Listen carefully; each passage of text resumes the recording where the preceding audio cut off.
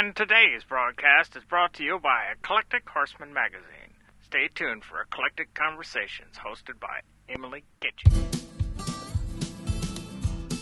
Okay. All right. Well, thanks for joining me today. I'm here with Alli Caraveo to visit with her about her practice, Restorative Strides. Is that the right word to use to describe it? Yeah, absolutely. Well, Alli, tell us a little bit about what you're doing in the horse world right now. So right now I'm doing what's called Equine Gestalt Coaching. And what I do is I partner with my horses and walk people through trauma, basically. I don't always like to use the word trauma, but that's generally what comes up for people. So I help them process things that have happened in their past. And the horses get to play a big part of that because of the fact that horses are so good at tuning into what we're experiencing emotionally, right? Mm-hmm. So, if you're scared, your horse is probably pretty scared and looking around, right? So they know what our emotions are, what we're feeling. And so when I work with a horse and a person together, there's like this beautiful synergy that happens that the horse helps sometimes it's hard for me to like get it out because I get so excited, right? Yeah. But the horse really does help the person co-regulate and they're able to tap into these places that they might not be able to go when they're in, like, let's say an office setting, right? Having that horse there is like a really good safety for a lot of people because they're like, oh, this big horse is so beautiful and I'm okay with whatever it is that I feel I need to get out today. And the horse tunes into what that person is feeling and really helps them be truthful to what they're walking through in that moment. I have so many questions. Okay, so the first one is like, so you said like that it's issues in their past. Is it always just issues in their past, or can it also be like a current life situation? So definitely, a lot of times people come to me because of a current life situation that they're struggling with. And there's times where that current life situation we can trace back into their past, into something that maybe happened in childhood or, as a young adult, something like that. And sometimes we literally, in that moment, that person isn't ready to tap back into whatever that is. And so we work through that present situation. So it's really individualized to the person that's in front of me. And are the folks that come to you, do some of them, does it just depend? Some have horse experience, some don't have, like, is it like, how do they find you? Because that's like interesting. It is interesting. And there are people who do have horse experience that love, that already understand how healing and how powerful horses really are. And sometimes it's people that don't have any horse experience and they're like, I'm just looking for something different because what I've been doing hasn't been working. Mm-hmm. And then, okay, so my one question, because we used to sort of be neighbors, and knowing like where you were here, and then I looked up Coffee Creek on the map, like you guys are pretty far out from civilization. So how is that? Do you do a lot of your work virtually, or I mean, how can you do this work virtually? Talk about that a little bit. Yeah, so we are really far removed in central Montana. Nothing close around us, really. The next town is 8 miles away and it's only tiny 200 people. I actually do have quite a fair amount of people that come to me locally from about an hour to 3 hours away. They'll come see me locally, and I do see people here generally only from like May until October-ish, right? Because it's so cold. Yeah. And throughout the winter, though, I do find spaces to do work during the winter because it is really needed. Like, gosh, seasonal depression up here in Montana is a big deal. It's a thing, right? We don't have 300 days of sunshine like you do in Colorado. Yeah. So I do squish, put on all of the coveralls and all the things and make sure that we're warm. And as long as we're warm, we're out working with the horses as much as we can. I also do work virtually. It doesn't necessarily have to have a horse involved. The horse is a really beautiful benefit to the process, but I also do work virtually. And then I do retreats and things too. So I'm able to offer that, or like weekend intensives. Some people fly up. I have a bunkhouse here. So I have people that come stay on site and they do a long weekend with me and get a lot of work knocked out and then they go home. So it's Oh, pretty that's cool that. fantastic. Yeah. Um, okay, so tell me a little bit about your path, like your life path with horses, like what came before and how did you get here with this work? Yeah. I grew up with horses. So I actually grew up in the mountains of Northern California. It was really remote too. And my grandpa used to like basically live in the wilderness when as much as he could. That was where he was. He was hunting and packing in the mountains, and we got to do that with him and my mom and my grandma as kids. And that was where I fell in love with horses, was riding into the Marble Mountain wilderness and just being a free child up there in the woods. It was the best. That's And awesome. yeah, so gosh, I think I was, how old was I? Like 13, maybe 12, 13 when I got my first horse. And it was a gift from a cousin who had a horse that she didn't want anymore. It was like an older horse. And so she came to live with us in our backyard, basically in town. And I rode that horse everywhere. I mean, like I'd take it swimming through the rivers and things like that and go up and down everywhere I possibly could for as long as I could. And then my mom bought me a 2-year-old not long after that. She was like, here you go. Here's a 2-year-old. And how'd that work out?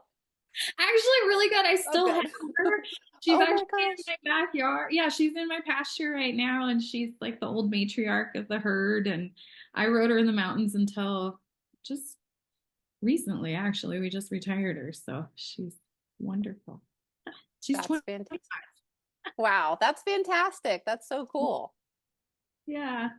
My mom, Yeah. my So mom had a horse that she raised and took, I mean, he lived to be 36 and she took him his whole life everywhere she went. And it's just, there's something special about those horses. such a cool thing to have that bond with that horse, you know? Like Yeah. she's seen me go through everything, adolescence and marriage and kids and all Yeah. of it. My kids rode her, which is pretty cool. So Yeah. Well, that's the next question I wanted to ask you is like, I love seeing your pictures on Facebook and like having had that childhood experience, like how cool is it to watch your kids ride now? oh man, it is so great. It is literally the best thing ever. My daughter, she's becoming quite the horsewoman. I put her on all the like younger ones that I'm not so sure I can ride out anymore. I'm like, okay, you can bounce a little better than I can. So right, she gets to ride a little bit of the naughtier horses before I get up there. And she really is a good little horsewoman. She's grown up to be. And our son, he just decided this year that riding horses is super fun because he learned he can go fast. Oh yeah, yeah. And he's like, I like this. And that little paint horse of his are pretty fun to watch. Yeah, that's so cool. Um, and then how did you like tell me how you sort of like first like how did Gestalt therapy come on your radar? Because that's like it's not something I've encountered before. I've been in the horse world a long time. It's not like a term that was familiar to me. So how did that come across your path? Yeah, gosh, I was sitting in my house in Albert thinking, I don't know what I'm going to do when the kids start going to school. Like, what am I going to do with all of my time? And then I was trying to figure out what I could do, like with horses and not have to leave my house and be able to work, from the Mhm. backyard if I needed to. And so I did a Google search. And I don't honestly remember what I exactly Googled, but the first thing that popped up was this school called Touched by a Horse. And it's actually in Elizabeth, which is Oh, crazy. Yeah. See? okay. And I was like, that's really close to where I'm at. I'm gonna see if that's a fit for me. So I like put in my application and got kind of nervous about it. And then I honestly didn't even know what I was getting into when I signed up. I just signed up because I was like, well, this looks fun. I like helping people and I like horses, and I think this could be really cool. And I truly, truly had no idea what I was walking into in the best way, right? Like, Yeah. had no clue. And it was a bonus that it was just right down the road. So it was a really good part too, was like I didn't have to travel super far to go to the trainings, and a lot of it was online, but then I did, we had like week-long trainings we had to go to, and halfway through the program I actually moved. Oh gosh. Moved to Montana halfway through the program. Isn't that funny? Yeah. Well, and so like, so you didn't have any you didn't have any sort of like therapy background, No. but you're a mom, so I mean, I feel like that's like therapy background, just Yeah. having to work through things. But like what are some of the things that you learned about yourself going through the process? Like I mean, because that's a huge like discovery of finding something that you're good at. Yeah. Oh man. I I'm laughing because I walked into this thinking, oh, I just get to go learn how to help people, like I'm pretty good at giving advice or listening to what other people have to say. And I'm okay. I don't need to do any work for myself, I'll be good. I show up and it's like the very first thing we do is we start working on ourselves. And I was like, what do you mean? I have to watch traumas. I have to figure out all of this about myself. Oh man, what? So the process was really interesting because I mean, I had to work through my own stuff that I didn't even recognize that I had in there. Like I was totally quote unquote fine with everything that I had experienced in my life, and truthfully I wasn't fine. It was manifesting in different ways in my life, the things that I've experienced. And so the ability to like do my own personal work while learning has been so amazing. It's changed who I am as a human being. Like I'm a much kinder, gentler soul than I was before, and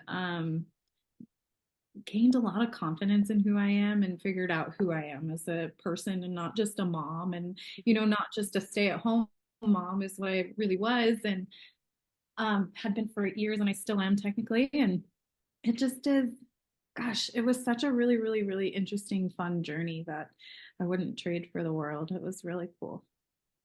And so it sounds like the work that you do, like a person doesn't necessarily need to be in trauma to come learn a lot about themselves through the work.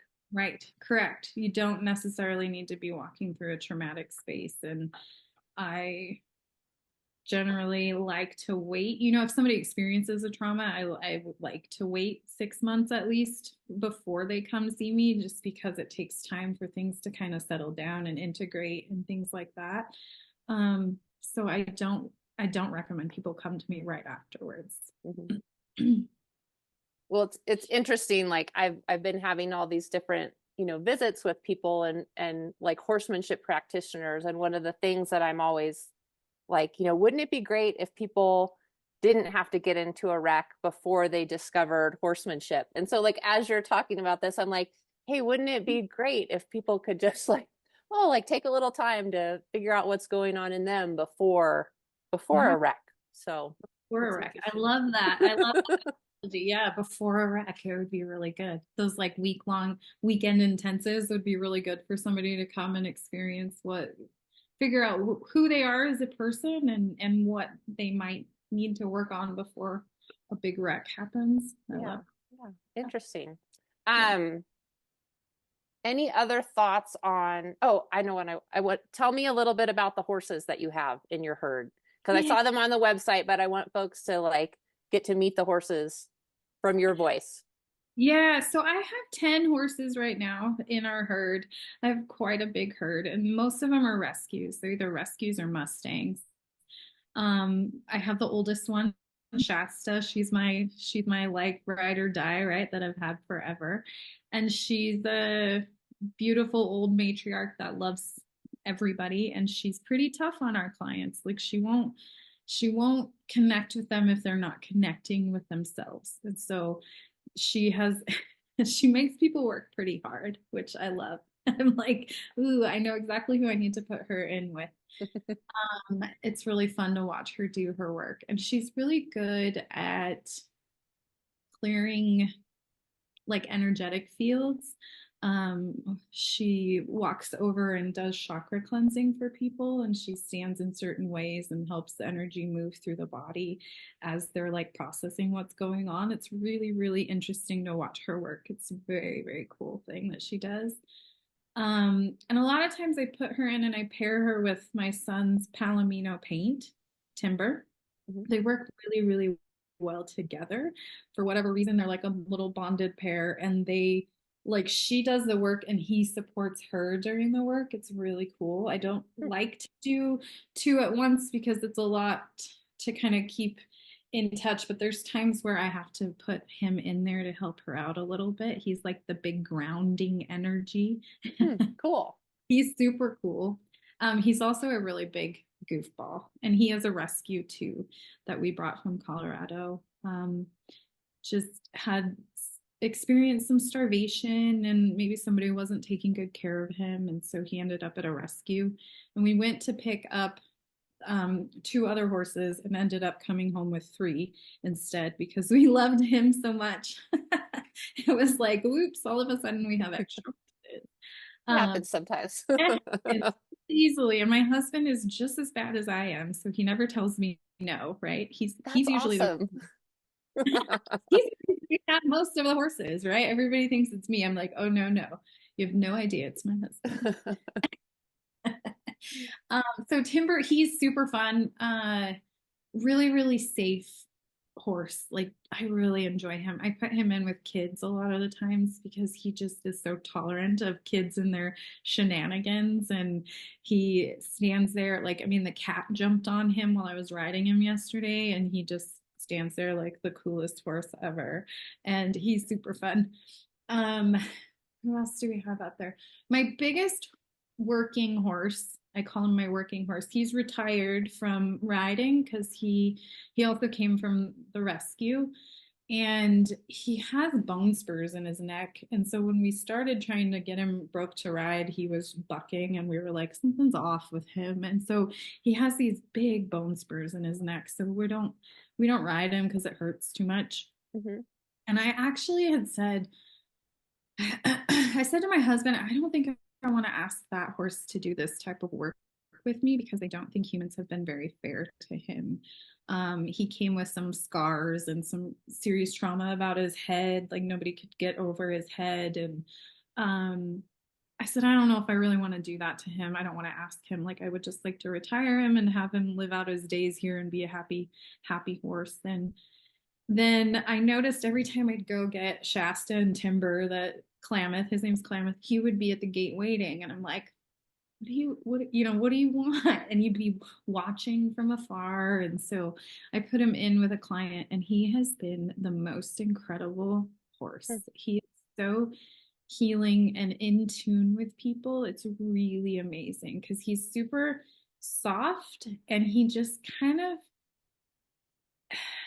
it's hard to explain, but he fits whatever that person needs that day, where he'll do different things. Some horses do certain things better than other horses.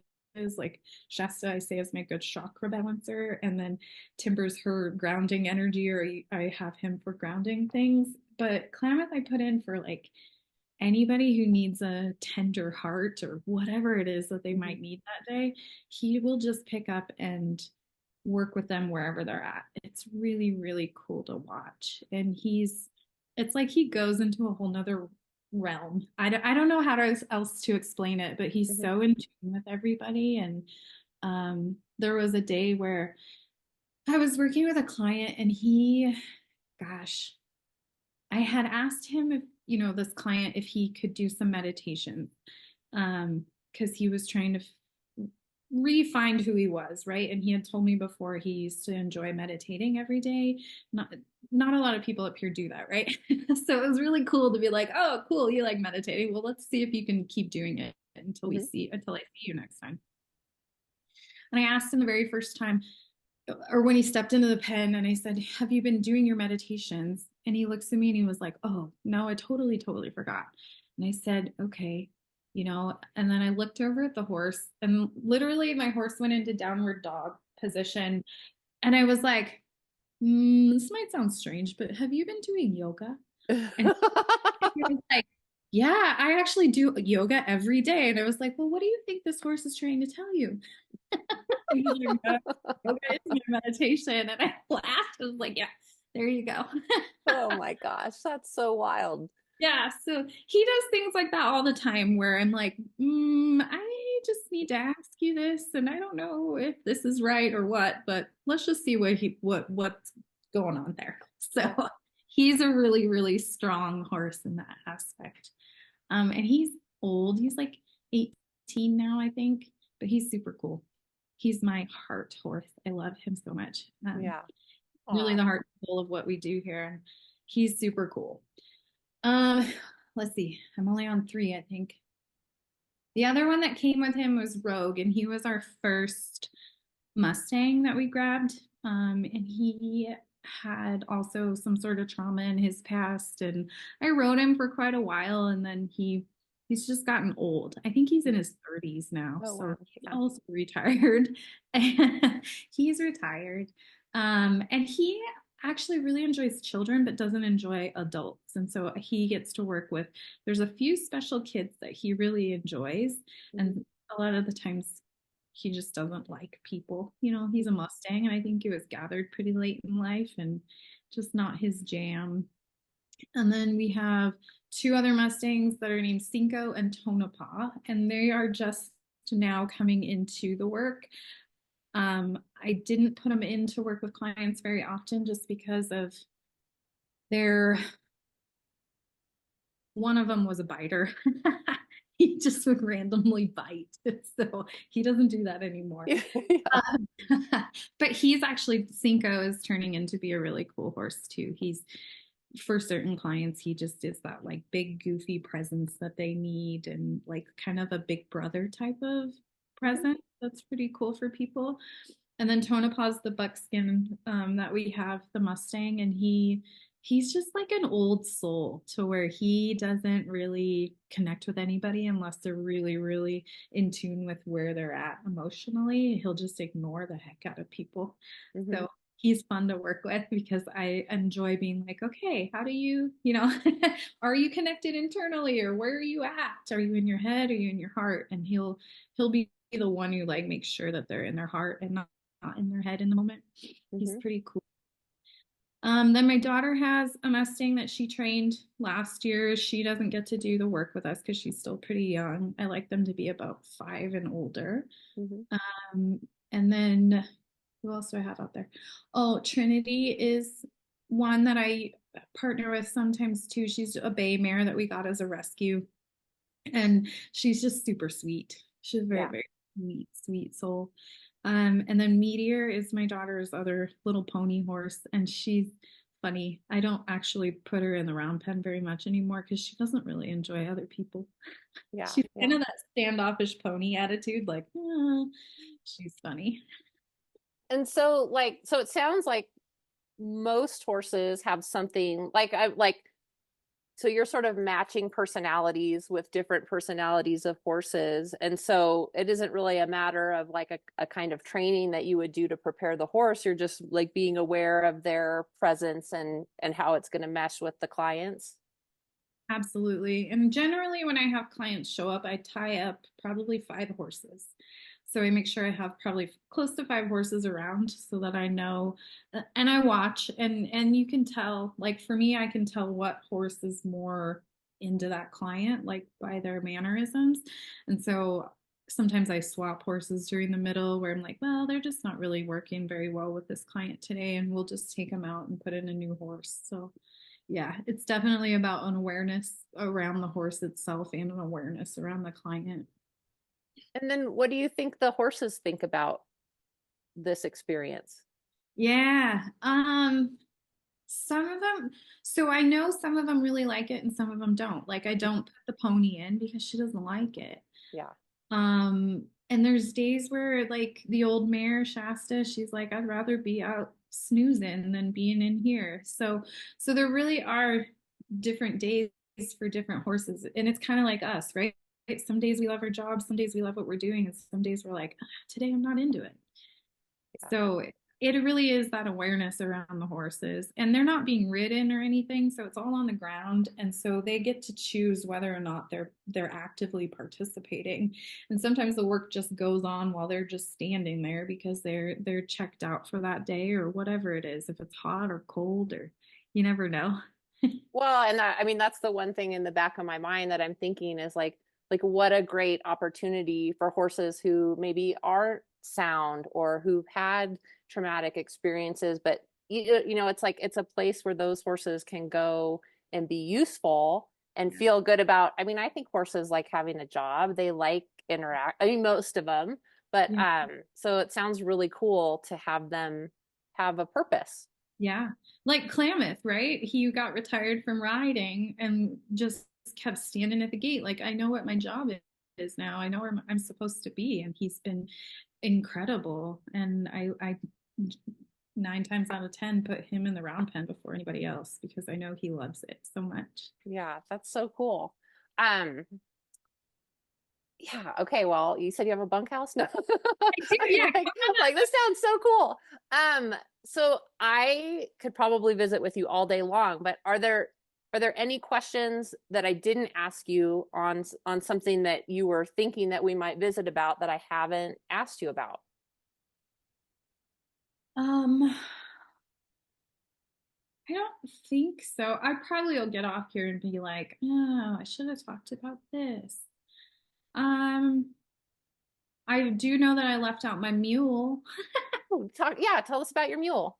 I forgot about him for a second. He's also a rescue. He came to me he came to me in November, so he hasn't been here super long, but he's pretty funny. I like to have him in with some of the kids too, but it's really interesting, but he's actually my mule, and he tells me this all the time, right? When I put him in the pen, he doesn't connect with anybody else. He just looks at me the whole time, and I'm like, okay, Chris, you're not a therapy mule. I can totally see that. He just hangs out with me. That's one of the things that's pretty cool about like learning all of their personalities is so fun to me, and having an awareness of like, oh, this is something I need to kind of travel down that path a little more because of the way their body language is, or because of the way that they shift something, right? It's a lot like training a horse or riding a horse, like having a big awareness around them. And it's been really, really, really neat to utilize all of that. And, and working with the Mustangs too, that makes a big difference, I think, in my awareness of horses and clients, because I can take body language and work it into, okay, well, that means something there for a horse or a human, right? Because I've worked with the Mustangs and the rescue horses and all of that stuff. So I don't know exactly where I was going with that. That was a tangent. That's okay. Sometimes tangents are good. Yeah. What's your intention for the future of your practice? Where would you like to see it go? So that's a really fun question, because I'm actually finishing up my 4th year of school right now. And part of what I have to do is have that written out. And I'm working on. Is your homework done? No. I am coming down next month to finish up my training down there in Colorado. But I mean, part of it is like, I know for me up here working with the kids, so how do I put this in words to where I might cry over this? It's like working with the kids is one of the biggest things that I love, because of the fact that like there isn't enough mental health support for kids, and especially in rural areas, like they're struggling. And a lot of times, we live in a ranching, agriculture, farming community where we're all pretty darn tough people, and you kind of have to be to live in Montana, right? Because it's super cold and everything's far away. And that's just the mentality up here is really tough, strong. And that's across the board, I think, for all agriculture communities. But breaking into that mindset of we have to be super tough to get through things, and starting to break through that stigma is one of the biggest things that I'm working on up here, and helping the kids through it. I know a lot of times parents are like, okay, I can see my kids struggling, because parents, like my age, your age, we're starting to see that in our kids more so than we see it in ourselves. And so they're more apt to bring their children to come see me. And I love building up their kids, and I love being able to be around them and watching them grow and learning how to deal with whatever it is that they're walking through. And also I love watching their parents, because their parents also need to go through some of this too. So where do I see my business going is I really, really am thinking through, like, am I going to start a nonprofit so that I can work with kids so that that's not a barrier for them, like financially. So parents aren't like, well, I know my kid's struggling, but I just don't have the money to take them to see me. And so that's part of what I'm processing through is like, am I going to turn myself into a nonprofit up here so that I can do that, work with kids for free, and then offer, free services to the farming and ranching community. And so I'm processing through that. That's kind of where I'm headed, I think, is to start doing work like that, because that's where I find a love is in that space. And I also really enjoy working with women of all ages that come see me and that are ready to do some healing and ready to do some growing. So it's just kind of an all over, like, broad thing. Yeah, Like, that sounds okay. So we'll have to check back with you, because that sounds like a really like noble calling. So, and yeah, much needed. yeah, it is. It really is. Okay, so I have one more question as you're talking about this, and I'm not quite sure how to ask. Like, so there's so many, like I would say, like especially horse women, who like we sort of find these ways to make a living and be with horses. And like do you think, I mean, like, what do you think it is about horses and loving horses that like helps us or inspires us to like dream up these crazy jobs where we get to like organize our whole lives around, like, having the freedom to go, clean the corral and scratch our horses' butts and like have them be a part of our lives? Like, what do you think that, why do they do that to us? Right. What's the feeling, Emily, that you get when you go out and scratch your horse's butt?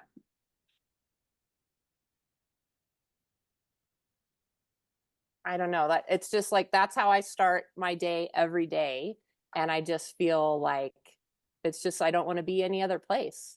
Like, I mean, it's like this moment of calm before the day starts. And it's like, okay, they're happy to see me. I'm happy to see them. I mean, they have the expectation of breakfast, but other than that, there's no like demands, like they're just like, hey, she's here. We're going to get our Yeah. scratches. We're going to have this time together. And then the day goes where it's going to go. So for me, that's like how I like to start my day. Right. So there's a feeling that happens in your body. What would you call it? Peace. Peace. Yeah. Yeah. I think you answered that Okay. question. All right. Very good. All right. You made me answer the question. Fair enough. Fair enough. Okay. I see what you did there. That was like so easy for me right there. No. Oh, Is that feeling of peace, right? Like we all feel it when we go out and we get that scratch, or we go out and we spend time with them. And it is because they're so connected. And this could sound super ethereal to people, but I've already touched on all kinds of crazy ethereal energetic stuff today, but it's because they are so connected to the ground, and their hearts are so big, and they put off this really like just amazing sense of calm. And they have to, right? In the wild, if they weren't all in that like really zen calm state, then they wouldn't survive. There's moments where they have to like up the energy and run. They all know what's going on, right? They all in a herd, like I can watch all 10 of mine and they know where they're going and why, and if something's out in the pasture they need to be watching for. It's that connectedness and that like interconnectedness that I think that we all crave, and that sense of calm. Well, I think that is a really good place to let you go for today. And that, like, that was so wonderful. Thank you so much for taking the time, Alli. And I really do want to check back and see where you're headed after your completion of your studies, and we'll see what's next for you on down the road. Emily, yeah. I look forward to that. I really do. It's going to be awesome. All right, great. Well, you have a great rest of your day. You.